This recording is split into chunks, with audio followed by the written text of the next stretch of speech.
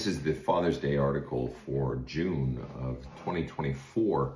Fathers and sons, creating and teaching beauty in so many fatherly forms. What kind of relationship did you have with your father? Was it about creating and teaching beauty for lifelong appreciation between father and son? Or was it something very different? The maligned relationships of fathers and sons.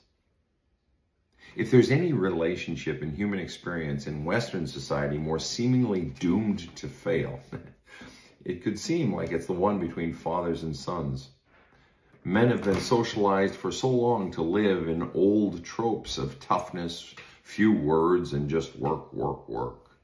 And thinking that's what a man should always be, or simply not knowing any better, men have carried that thinking into the parenting of their own children, often, most especially, their sons. Now, many fathers in the last 60 years have broken those stereotypes, choosing fatherhood roles that were deliberately not ones their own fathers had executed. These new fathers realized how ineffective and empty their fathers' efforts often were or felt. Yet, still, despite these changes, there's still uncertainty within the breast of any father, or any honest one, about how to be loving but also be strong, how to teach resilience and responsibility, but also teach the importance of that male taboo word, feelings, and emotional connection. And that's really it, isn't it? Deep in the heart of the son is the absolute longing for connection with his father in ways that almost no words can explain, at least at a young age. It is that sheer admiration for the man that drives a desire to get closer to him, to have him see you, the son, and smile in pride at his little guy, to have him ask how your day went, to have him speak well of you to others and to you, to have him genuinely care, but also to have him in teen years step out of the way and not try to control your steps. And maybe this is where it has gone wrong. Our execution of fatherhood. Fathers err so often to the extremes of completely checking out, teaching nothing and non-involvement, or being up your ass, constantly writing and criticizing, questioning, belittling, and never letting go of control.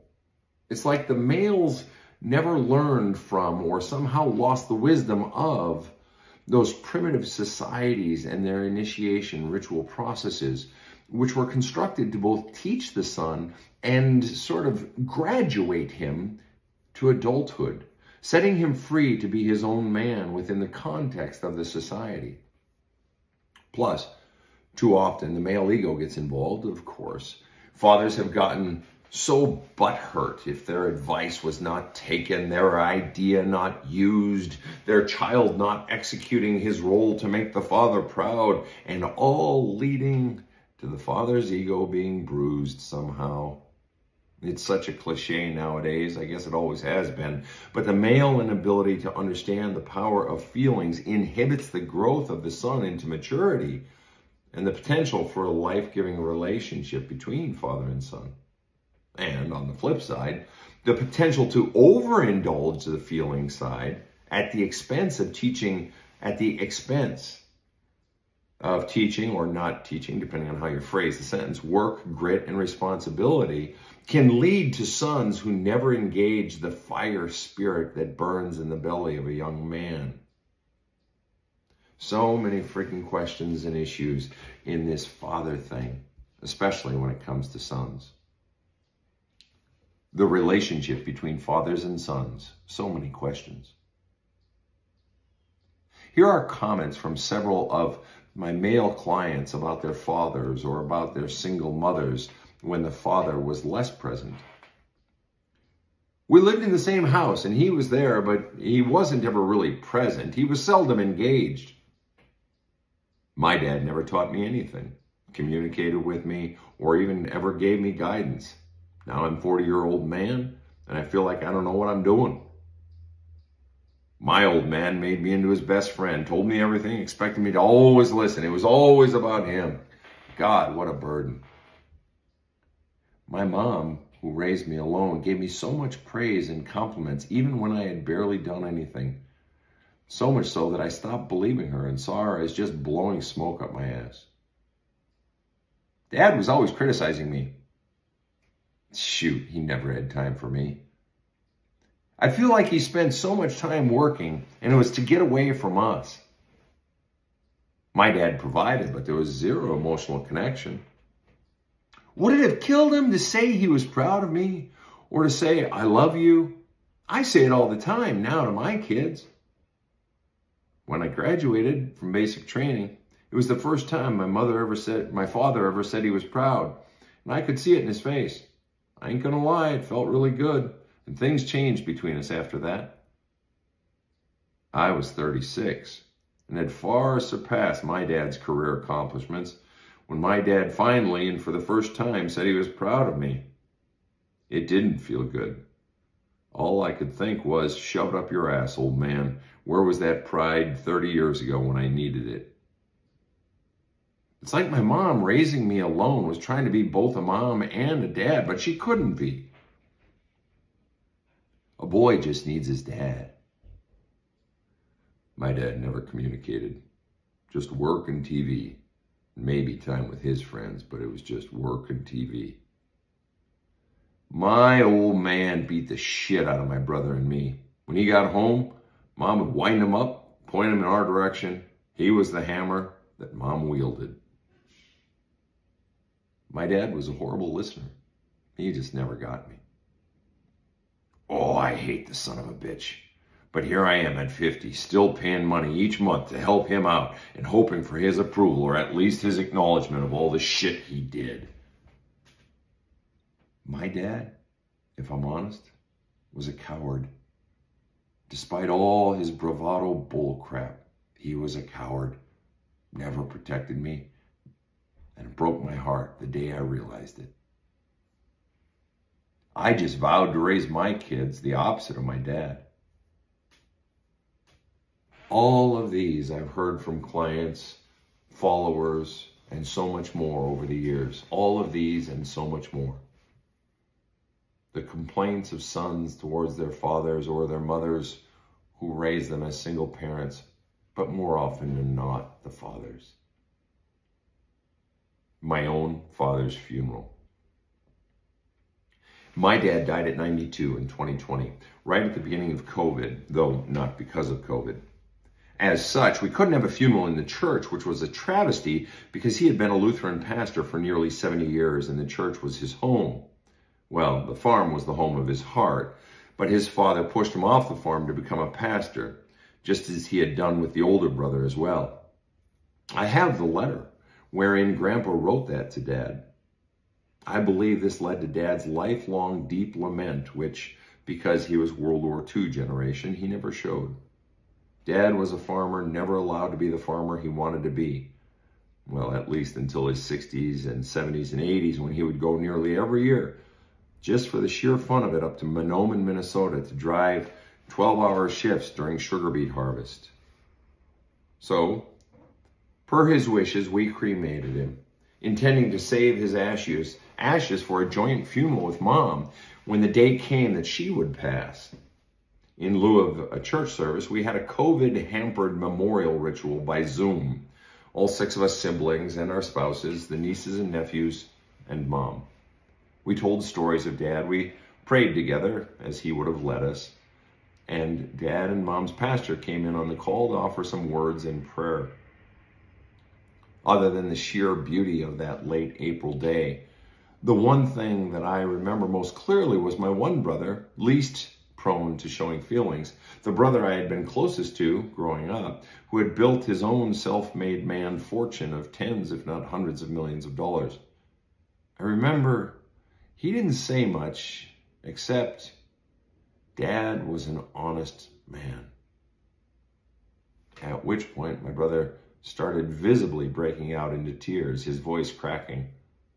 I think for that brother, that was the highest, most respected praise he could possibly give another man, having likely encountered many a dishonest one in his own life. For me, it's all of Dad's infernal stories that stick most.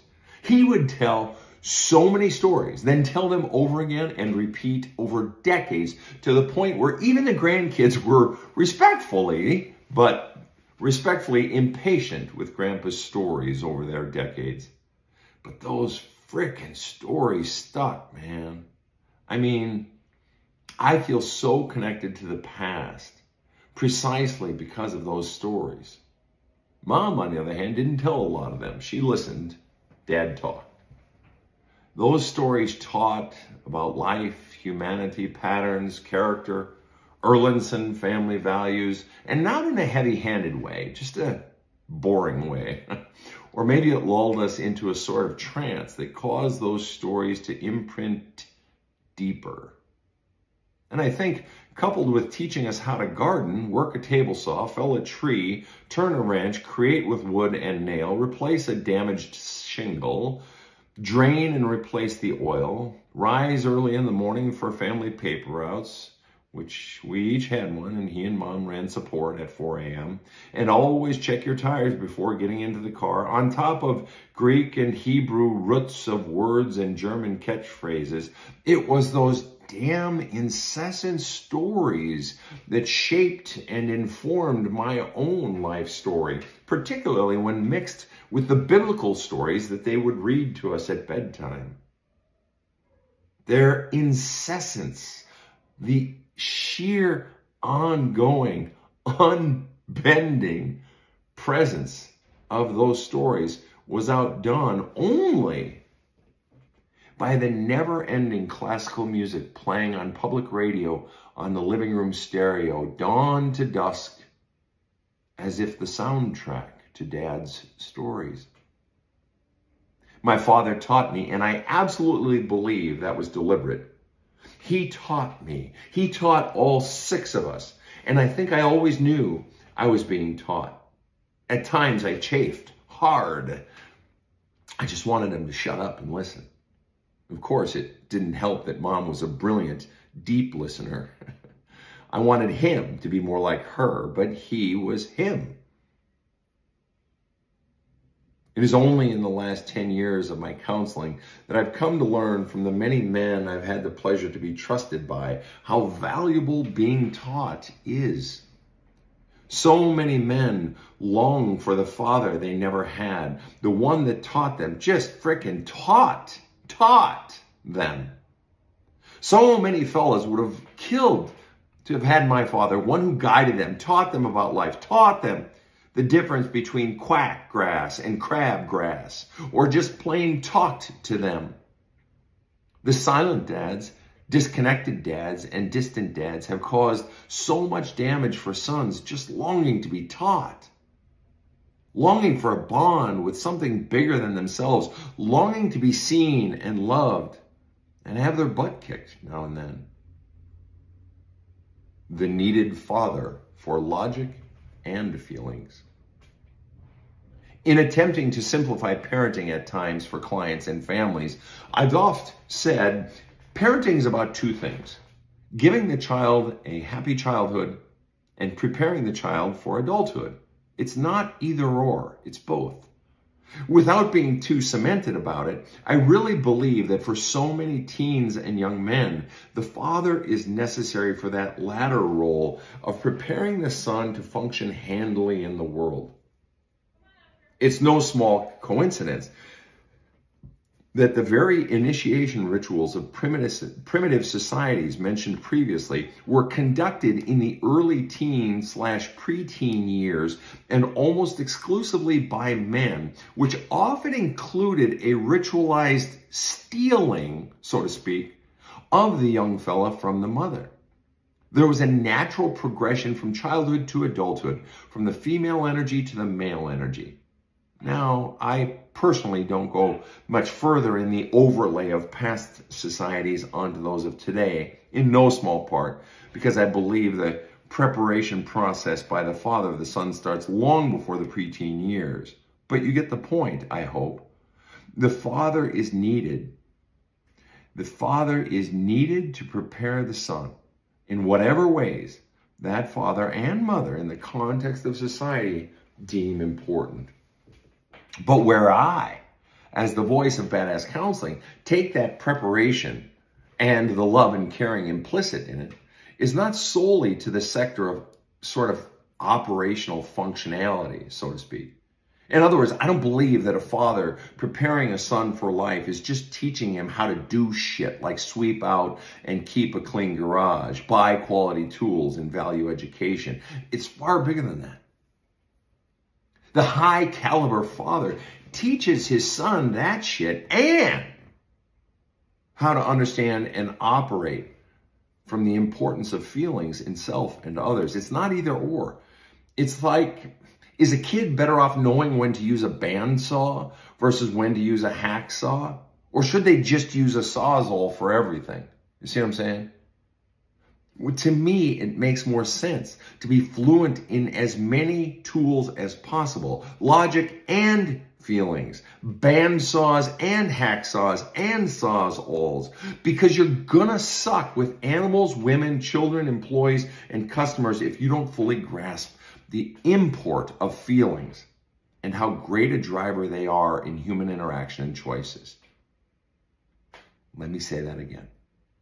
To me, it makes more sense to be fluent in as many tools as possible, logic and feelings, because you're gonna suck with animals, women, children, employees, and customers if you don't fully grasp the import of feelings and how great a driver they are in human interactions and choices. More importantly, you're going to bear your own deep misery that'll grate on you over time if you're never taught proper use, care, and storage of the tools of feelings. It's starting to sound like this article is a winded sales pitch for feelings. And, well, it is precisely that. Because feelings or lack of them or lack of understanding of them and teaching of them is the crown jewel of things that will fuck up a man's career, a man's relationship, and a man's son. It's that kind word. It's that scruffing of the son's hair, or in my father's case, the wetting of his comb with his spit to comb my bangs and push down my rooster top as we would be walking into a social gathering or a church function. It's the massaging of the son's shoulders in between matches at a wrestling tournament. It's the stepping back and letting the boy drive the nail, apply the seed, or take the customer. It's the good job and the smile of approval that goes with it. It's patiently listening to the boy or teen girl's stories or buddy stories that the father knows matter next to nothing in the long arc of life, but matter everything in the heart of that boy, and thus warrant a silent tongue from the father rather than a controlling, dismissive, or critical one. All of these are about feelings and the importance of them.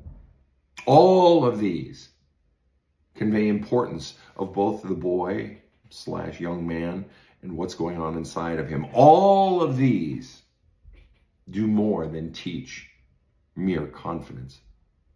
They are teaching the boy to trust himself, trust his intuition, and trust his voice in the world. That's power that comes from a deeper place. The master level father actually asks his son not just what he thinks, but what feels right to him, the son, then lets the son own his feelings and insights. This father doesn't try to correct or steer or negate or minimize. He lets the boy learn and helps him find the learning without scolding, unless absolutely necessary. By trial and error in a supportive laboratory of a home, the boy more and more connects to his inner voice, learns how to read it and how to master its usage, just like any other tool.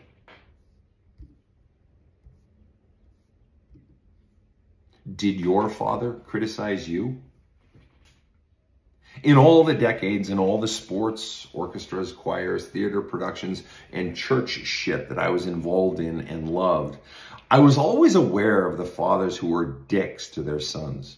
I mean, they're pretty hard to miss. I knew it even by 4th grade when I started Pony League football, if not earlier in T-ball and church. It was ugly even then. And I was conscious, even then, how ugly it was. I expected coaches to be hard on players. That's part of the game. It's part of drawing out your excellence. But it was clear those fathers who gave extra special dickery to their own sons. And here's the weird part that has only occurred to me in my 50s.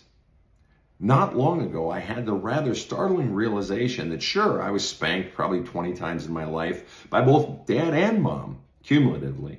Scolded for doing something bad or breaking the rules, and disappointment was expressed in a furrowed brow or a shaken head for showing poor manners or lack of graciousness. But here's the nuance. I was never actually criticized by my father. It's only hit me in my 50s. Literally, never criticized by my father. Not even one time in my entire life. He never said stupid shit or hurtful shit. Never. Amid the unending river of words flowing out of my father's mouth, I was never criticized. Not as a person, or even much were my actions criticized, if at all. My life was my life. Now, I can't speak about my 4 older brothers or my sister and their relations and learnings from dad. I can't speak the messages they received. Maybe it was different for me because they had 5 kids before me, or because mom and dad were just about to kiss 40 years old when I was born, so they had relaxed and slowed down. I don't know. But I was never criticized. And you know what it taught me? It taught me that a child, a teen, or an adult has enough freaking questions of self going on inside of themselves that it's not necessary to lather on the critiques of the peanut gallery. Support and encouragement, as well as positive analysis, go a hell of a lot further than tearing down the kid or his actions. I succeeded on my own path in life and failed a million times too, yet kept learning and growing and going. Precisely because I was allowed to discover my voice without his voice overwhelming my own inside me. Maybe that's it. Dad's incessant words, stories, and wisdom woven into them, even if woven in nearly indistinguishable ways, were always optional. Dad's words, stories, wisdom were always optional. That's it. My dad's voice was always on, but it was never mandatory in my life. I mean, except when it came to chores and helping out around the house and the yard and the gardens. Oh, and of course, going to church on Sundays. And well, at least till I hit high school, which is not unreasonable, as he was a pastor. But that's it. Dad never forced his shit on me. His criticisms, his values, his expectations, his wants, his anything. But because he was this dominatingly good, kind man, a simple farmer and machinist at heart, who was educated in and valued the classics, theology, and languages, he didn't have to say a freaking thing. I knew, even young, my father was a good man, and I was lucky to have him. And I also knew I'd never be him. That was never clearer than in my parenting. He was an infinitely better parent than me. I mean that very sincerely. He might have kidded me with, "Oh, Sven, I'm sorry, but good looks skip a generation." Or substitute brains for good looks. He'd say the same sort of thing. But it was always with his tongue firmly implanted in his cheek. But he would have never said that about his or my parenting. I don't think he saw himself as a great parent. Maybe because he lived in mom's shadow, or because he was so, whether because he lived in mom's shadow or because he so venerated his own father. I know Dad was a good provider and teacher, but he would squirm, I'm sure, if asked if he was a good father. Yet, I can honestly say, in the thousands of people I've counseled, tens of thousands I've spoken to or lectured, and many more that I've just conversed with, I've never met a more adept and loving father than my own. He couldn't listen for shit, at least not till his later years, but he nailed everything else. He was that good. He co-signed my college loans, even when I quit 3 colleges before settling on the 4th. Even though he admittedly didn't understand his youngest son, he'd still slip a 10 spot in my pocket now and then, back when 10 bucks was a lot of money. Imagine that, a father who doesn't understand his son, but still does what he can to show support financially. How about that? He would gently tease a lot, wrestle with me physically, even into his 80s. Always a physically powerful man, smaller than me, but more powerful. And I think that was his way of showing affection too, beyond, of course, the regular hugs. You know, this article was supposed to be a primer on navigating this or that latest hot issue in fathering sons. But honestly, I don't give a flying fuck about that this year. Or at least in the week of prepping and writing this article. A father who taught his son about beauty. Instead of talking about the latest topics in fathering, I look beyond right now, sitting at my kitchen table, my bouquet of spring peonies that I cut yesterday, looking out my kitchen window as I sit in the early morning at the table, the same table, that their morning table where Dad and Mom daily would have their morning devotions and prayer and readings. I look out at my hostas, which I've always hated as boring. I look at my rhubarb, which I've always loved, especially a fresh stalk paired with a bowl of sugar. And my low lily of the valley and tall foxgloves. And I reflect on my dad. I never liked gardening as much as he and Mom did. Not even close, but damn, if he didn't nonetheless teach me how to make a pretty one that my girlfriend can now enjoy, as can the hummingbirds, bees, and dragonflies we find so beautiful. It's quiet this morning at my kitchen table. Gently, as I write, my classical playlist cycles through Bach's Christmas Oratorio, Morricone's Gabriel's Oboe, Mozart's Exultate Jubilate, Weber's Hosanna Requiem, and Yo-Yo Ma's rendering of Williams' Dona Nobis Pacem. And finally, Dad's favorite comes on to my Spotify feed. His favorite in his later years, Ave Verum Corpus. Oh, the beauty of this music.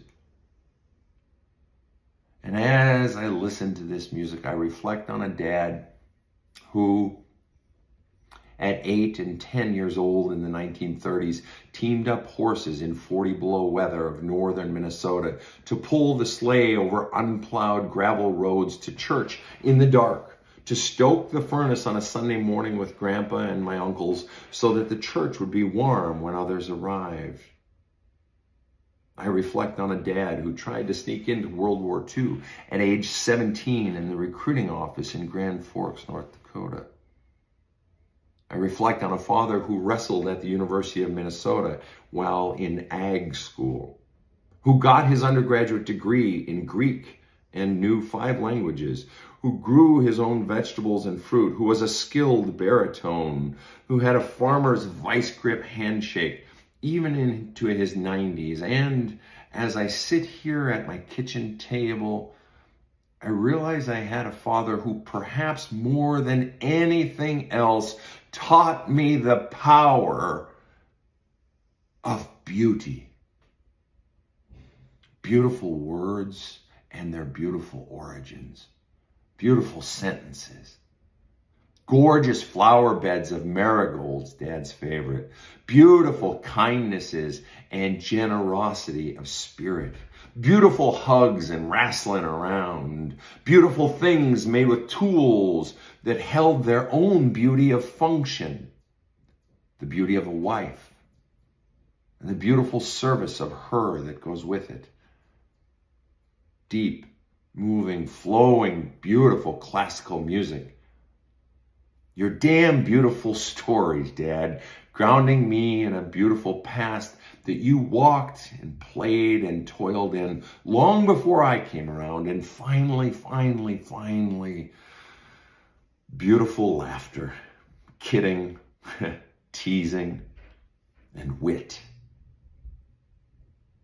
Dad, you lived amid beauty and taught me the power, importance, and need for beauty and how to be an instrument of its creation in the world.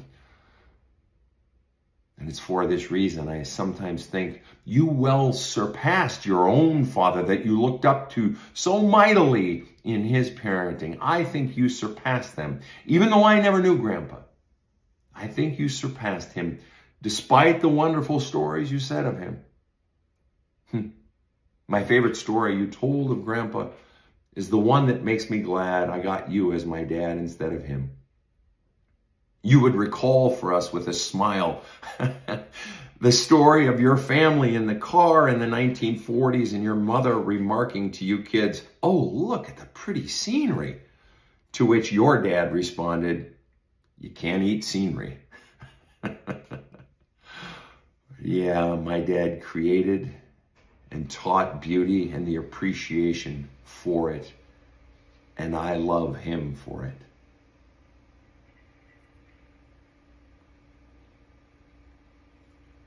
The marigolds are blooming.